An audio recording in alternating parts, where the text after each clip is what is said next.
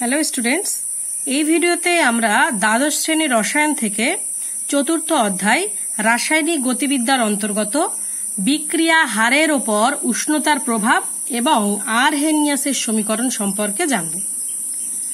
প্রথমে বলি, আমরা জানি বিক্রিয়ক থেকেই বিক্রিয়াজাত পদার্থ উৎপন্ন হয়। এক্ষেত্রে যদি আমরা বিক্রিয়ার হার গণনা করি, বিক্রিয়ার হারটা হবে সবসময় কে ইন্টু বিক্রিয়কের গাঢ়ত্বের whole to the power n, যেখানে কেটা হচ্ছে হার ধ্রুবক। এখন উষ্ণতা বৃদ্ধির সাথে সাথে বেশিরভাগ বিক্রিয়ার হার বেড়ে যায়। তো বিক্রিয়ার হার যদি বেড়ে যায় তাহলে হার ধ্রুবকের মানও নিশ্চয়ই বেড়ে যাবে, কারণ বিক্রিয়কের গাঢ়ত্বটা তো কনস্ট্যান্ট।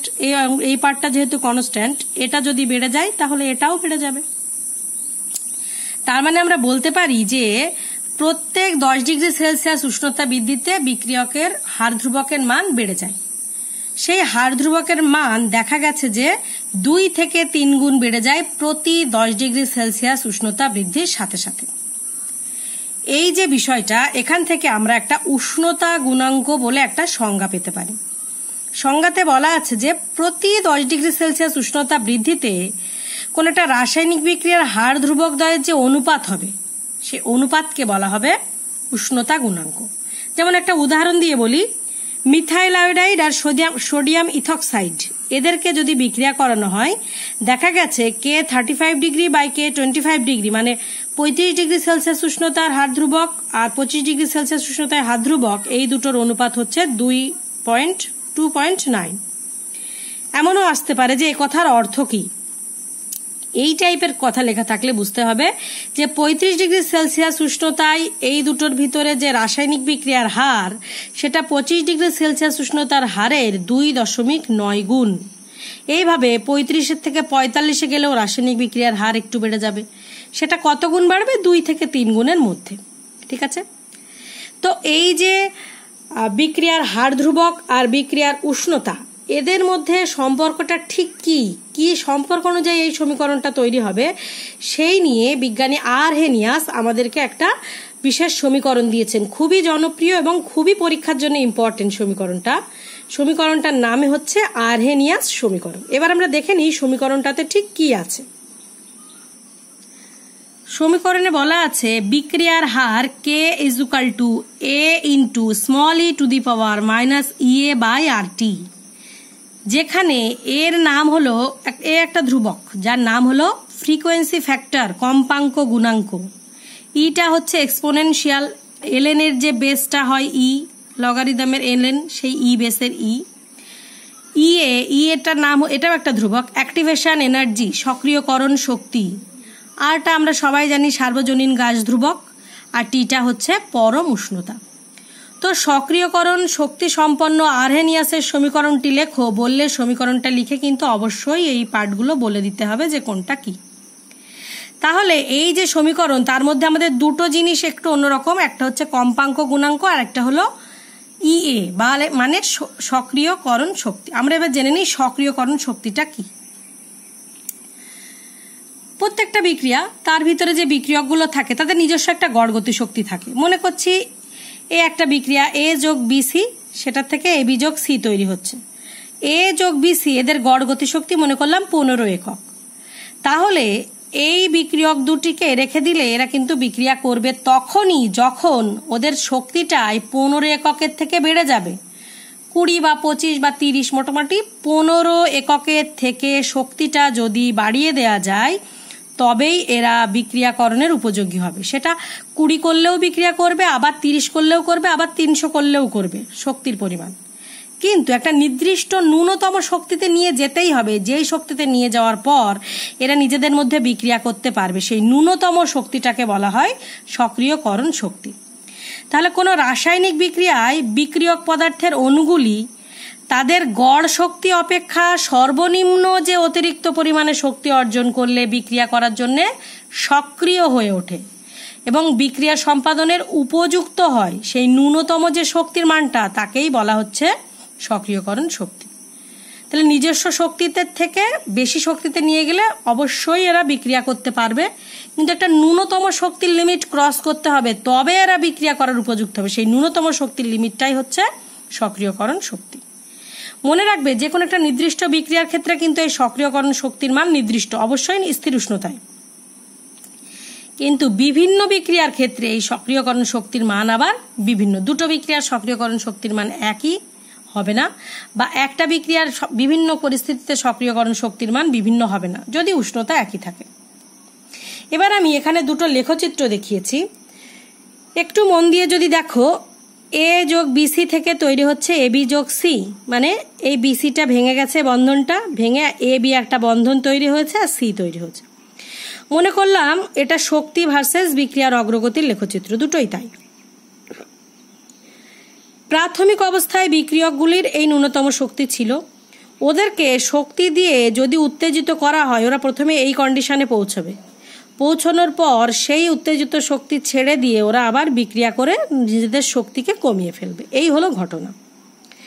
এখন প্রাথমিক যে স্তরে ছিল শক্তিমাত্রা, অন্তিম মানে বিক্রিয়াজাত পদার্থের শক্তিমাত্রা যদি তার থেকে কমে যায়, ছিল এই লেভেলে কমে গেল, তার মানে কি অতিরিক্ত শক্তি এরা ত্যাগ করেছে। যা শক্তি নিজেদের ছিল, যে শক্তিটা ওরা গ্রহণ করলো, দুই শক্তি মিলেমিশে এতদূর উঠেছিল, এবার ত্যাগ করার সময় তার থেকে বেশি পরিমাণে শক্তি ত্যাগ করলো। এমনটা যদি হয় তাহলে বুঝতে হবে অতিরিক্ত যে শক্তিটা ওরা ত্যাগ করেছে সেটা তাপের আকারে বেরিয়ে গেছে, মানে সেটা হচ্ছে তাপদায়ী বিক্রিয়া। কিন্তু এমন যদি হয় প্রাথমিক শক্তি যা ছিল কিছুটা শক্তি পেয়ে উত্তেজিত অবস্থায় গেল, কিন্তু শক্তি ছাড়ার সময় তুলনামূলক কম শক্তি ছাড়লো, মানে যতটা শক্তি গ্রহণ করেছে ততটা শক্তি ছাড়েনি, তাহলে এইরকম বিক্রিয়াটাকে বুঝতে হবে তাপগ্রাহী বিক্রিয়া। আমি শক্তি না বলে তাপমাত্রা দিয়ে বলি, এ প্রাথমিক অবস্থা থেকে এখানে যেতে 20 ডিগ্রি সেলসিয়াস তাপমাত্রা নিয়েছে, আমি কিন্তু বলছি এটা শক্তি, তবুও তাপ দিয়ে বোঝানোর চেষ্টা করছি। 20 ডিগ্রি সেলসিয়াস তাপমাত্রা নিয়ে এই উত্তেজিত অবস্থায় গেছে, কিন্তু তাপ ছাড়ার সময় -35 এসে হাজির হয়েছে, তার মানে -35 না বলে বলি 20-র বদলে আরেকটু কম, বেশি পরিমাণে তাপ ছেড়েছে। যেহেতু যতটা গ্রহণ করেছে শক্তি তার থেকে বেশি পরিমাণে শক্তি ত্যাগ করেছে, মানে অতিরিক্ত শক্তিটাকে তাপ আকারে বের করে দিয়েছে, আর যতটা শক্তি গ্রহণ করেছে তার থেকে কম শক্তি ছেড়েছে, মানে কিছুটা শক্তিকে রেখে দিয়েছে, মানে এটা তাপগ্রাহী বিক্রিয়া, আর প্রথমটা ছিল তাপদায়ী বিক্রিয়া। এখানে যদি আমরা বিক্রিয়ার তাপ হিসেব করি সেখানে পাবো delta H equal to E2 minus U1। E2 মানে কি? EA2। এবার E2টা মানে হচ্ছে EX মাইনাস EA2। টোটাল এখান থেকে এই মানটা, তার থেকে যদি এই মানটা বাদ দিই পেয়ে যাব এই ছোট্ট অংশটা, তাহলে E2 সমান সমান হচ্ছে EX মাইনাস EA2 মাইনাস, একই রকমভাবে U1 মানে হচ্ছে EX মাইনাস EA1, ব্র্যাকেট তুলে দিয়ে সমস্তটা করলে দেখা যাচ্ছে EA1 মাইনাস EA2। তার মানে ডেল্টা এইচ সমান সমান অ্যাক্টিভেশন এনার্জি এই প্রথম ব্যাপারেরটা মাইনাস সেকেন্ড ব্যাপারের অ্যাক্টিভেশন এনার্জি। এখন কখনো যদি আমরা দেখতে পাই ডেল্টা এইচ এর মান লেস দ্যান 0, এই মানটা 0 থেকে কম মানে মাইনাস, তার মানে বুঝবো EA2টার মান বড়। EA2র মান বড় হলে তবেই না মানটা মাইনাস আসবে। EA2র মান বড় কোথায়? তাপদায়ী বিক্রিয়ার ক্ষেত্রে EA1 এর থেকে EA2 বড়, তার মানে ডেল্টা এইচ লেস দ্যান 0 হলে বিক্রিয়াটা হবে তাপদায়ী। ঠিক এর উল্টোটা হবে যদি ডেল্টা এইচ গ্রেটার দ্যান 0 হয়, তার মানে সেখানে EA1 এর মানটা বড় হতে হবে, তবেই তো গ্রেটার দ্যান 0 হবে, তার মানে EA1 এর মানটা বড় হতে হবে EA2-র তুলনায়, তার মানে সেটা অবশ্যই হবে তাপগ্রাহী বিক্রিয়া। ঠিক আছে, তাহলে এখানে আসে তাপদায়ী ও তাপগ্রাহী বিক্রিয়া, এদের ক্ষেত্রে বিক্রিয়ার সক্রিয়করণ শক্তির সাথে বিক্রিয়ার অগ্রগতির যে লেখচিত্র সেটা কিভাবে অঙ্কন করা যাবে। এরপর খুব গুরুত্বপূর্ণ একটা জিনিস একটু দেখে নিই, সেটা হচ্ছে বিক্রিয়া হারের উপরে যে সক্রিয়করণ শক্তি আমরা পড়ছি তার প্রভাবটা কি। এটা জানার আগে শুরুতে আমরা আরএনএস এর সমীকরণটা লিখে নিই। K is equal to A into e to the power minus EA by RT, কোনটা কি বলে নেব। এখান থেকে এই যে পার্টটা E to the power minus EA by RT, এটা মানে কি? এটা মানে হলো সক্রিয়করণ শক্তি বা তার থেকে বেশি শক্তি সম্পন্ন বিক্রিয়ক অণুর সংখ্যা বাই মোট বিক্রিয়ক অণুর সংখ্যা, এটুকু আমরা মনে রাখবো। এখান থেকে যদি ওপরের পার্টটাকে লিখি, সক্রিয়করণ শক্তি বা তার বেশি শক্তি সম্পন্ন অণুর সংখ্যা সমান সমান মোট বিক্রিয়ক অণুর সংখ্যা into E to the power minus EA by RT, তাই তো কোনাকুনি। আমরা এই পার্টটাকে লিখছি, এই দুটোকে কোনাকুনি গুণ আকারে লিখবো। এই যে অংশটা পেলাম, এখানে যদি আমরা সক্রিয়করণ শক্তি বাড়িয়ে দিই, মানে মাইনাস ইএ পার্টটা বাড়িয়ে দিচ্ছি, তাহলে ইএ বেড়ে গেলে ইএ বাই আরটির মান কি হবে? বেড়ে যাবে। ইএ বাই আরটির মান যদি বেড়ে যায়, মাইনাস ইএ বাই আরটির মান কি হবে? কমে যাবে। মাইনাস ইএ বাই আরটির মান যদি কমে যায়, e to the power minus EA by আরটির মানও কি হবে? কমে যাবে। তার মানে সক্রিয়করণ শক্তি বা তার থেকে বেশি শক্তি সম্পন্ন অণুর সংখ্যাও কমে যাবে, কারণ এটা সমান সমান এই দুটোর গুণফল। এর মধ্যে একটা পার্ট যত কমতে থাকবে, এটাও আস্তে আস্তে কমতে থাকবে। তাই বলা হয় সক্রিয়করণ শক্তির মান যদি বেড়ে যায়, সক্রিয়করণ শক্তি বা তার থেকে বেশি শক্তি সম্পন্ন অণুর সংখ্যা কমে যাবে। সক্রিয়করণ শক্তি বা তার থেকে বেশি শক্তি সম্পন্ন অণুর সংখ্যা কমে যাবে মানে বিক্রিয়া সম্পাদনের যোগ্য অণুর সংখ্যাও কমে যাবে। তার মানে বিক্রিয়ার হারটা কিন্তু আস্তে আস্তে কমে যাবে। এক কথায় আমরা বলতে পারি নির্দিষ্ট উষ্ণতায় সক্রিয়করণ শক্তির সাথে বিক্রিয়ার হারের ব্যস্তানুপাতিক সম্পর্ক। সক্রিয়করণ শক্তির মান যদি বাড়ে, বিক্রিয়ার হার কমে যাবে। সক্রিয়করণ শক্তির মান যদি কমে, বিক্রিয়ার হার বেড়ে যাবে। এবার দেখে নিই বিক্রিয়া হারের উপরে উষ্ণতার কি প্রভাব। এই একই সমীকরণটাকে আবার কাজে লাগাবো। সক্রিয়করণ শক্তি বা তার বেশি শক্তি সম্পন্ন অণুর সংখ্যা সমান সমান মোট অণুর সংখ্যা into small e to the power minus EA by R T. এখানে টি এর মান যদি বেড়ে যায়, উষ্ণতা মানে টি এর মান যদি বেড়ে যায়, তাহলে ইএ বাই আরটির মান কি হবে? কমে যাবে। হর যদি বাড়তে থাকে তাহলে ভগ্নাংশটা আস্তে আস্তে কমে যায়। তো তাহলে ইএ বাই আরটির মান কমে যাবে মানে মাইনাস ইএ বাই আরটির মান বেড়ে যাবে। তাহলে e to the power minus EA by আরটির মানও বেড়ে যাবে।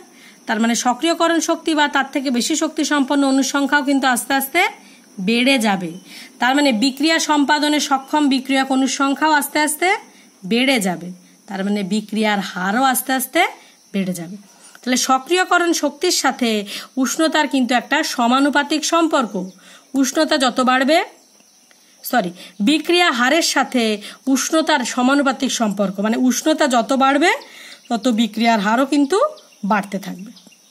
ঠিক আছে, এবার আমরা এই আরহেনিয়াসের সমীকরণ থেকে যদি লেখচিত্র আঁকার চেষ্টা করি, কিভাবে আঁকবো?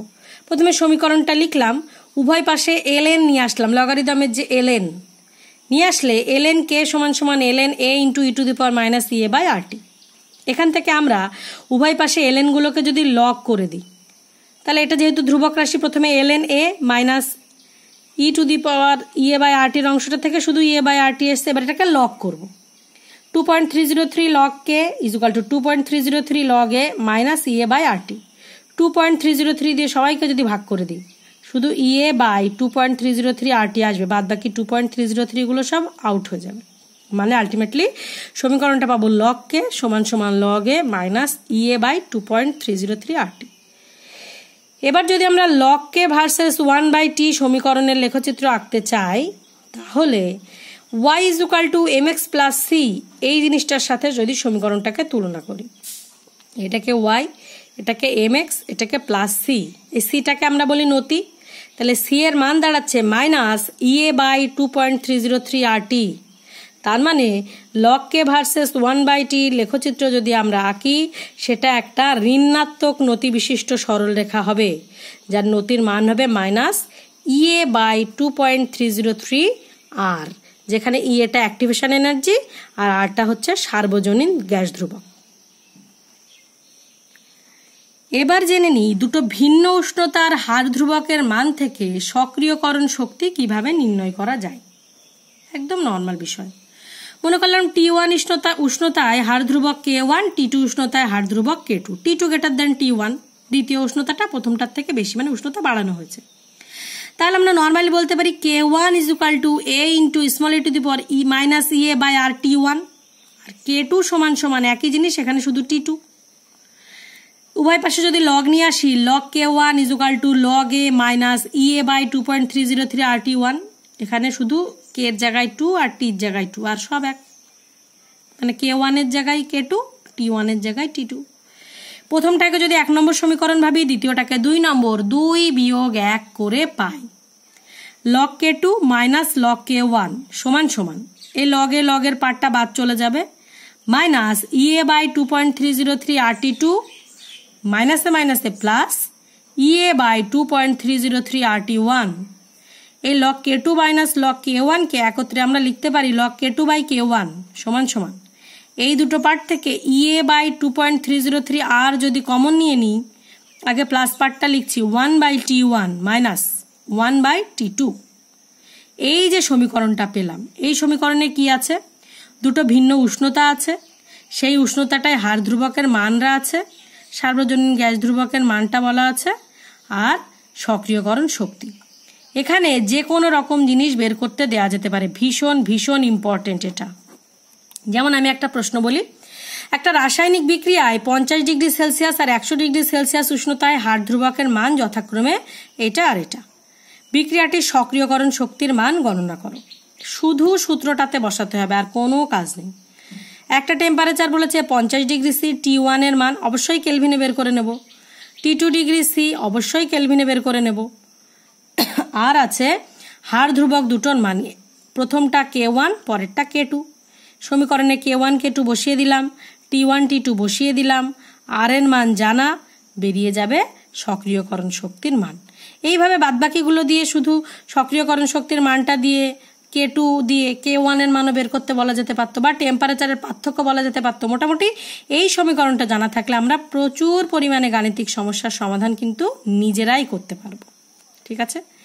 আর আজকের ভিডিওর লাস্ট টপিক যেটা, সেটা হচ্ছে এই যে সক্রিয়করণ শক্তির কথা জানলাম আমরা, তার সাথে জানলাম বিক্রিয়ার হার। এখন অনুঘটক যদি কোনো বিক্রিয়ায় যোগ করা হয়, তখন এই বিক্রিয়া হারের কি পরিবর্তন হবে? এক কথায় অনুঘটক যুক্ত করলে বিক্রিয়ার হার কিন্তু বেড়ে যাবে। বেশিরভাগ বিক্রিয়ায় অনুঘটক যোগ করলে বিক্রিয়ার হার বেড়ে যায়, কারণ যখন অনুঘটক ছিল না তখন এই বিক্রিয়ক পদার্থটা যে সক্রিয়করণ শক্তি সম্পন্ন পথে সম্পন্ন হতো, যেই অনুঘটক যোগ করে দেওয়া হলো, এটা তার থেকে কম সক্রিয়করণ শক্তি সম্পন্ন পথে সম্পন্ন হলো। মানে যদি একটা পাতি উদাহরণ দিয়ে বলি, একটা বিক্রিয়ার গড় শক্তি 15, সেটা 25 একক শক্তি পেলে এতক্ষণ বিক্রিয়া করছিল। যেই অনুঘটক যুক্ত করে দেওয়া হলো, সেই 18 একক শক্তি পেলেই বিক্রিয়া করা শুরু করে দিল। মানে সেক্ষেত্রে বিক্রিয়ার হার কিন্তু অবশ্যই বেড়ে যাবে। তাই বলা হয় অনুঘটকের উপস্থিতিতে বিক্রিয়ার হার সবসময় বেড়ে যাবে, কারণ প্রথমে যে পথে সংঘটিত হচ্ছিল, যেই না আমরা অনুঘটক যোগ করে দিলাম, তার থেকে কম সক্রিয়করণ শক্তি সম্পন্ন পথে বিক্রিয়াটা সম্পন্ন হতে শুরু করবে। ঠিক আছে? এই ভিডিওটা তাহলে এই পর্যন্তই। মোটামুটি এই অধ্যায়ে এই জিনিসগুলোই পড়াচ্ছিল। তোমরা তাহলে দেখবে আরেকবার ভালো করে। কোথাও সমস্যা থাকলে আমাকে জানিও। Take care everyone.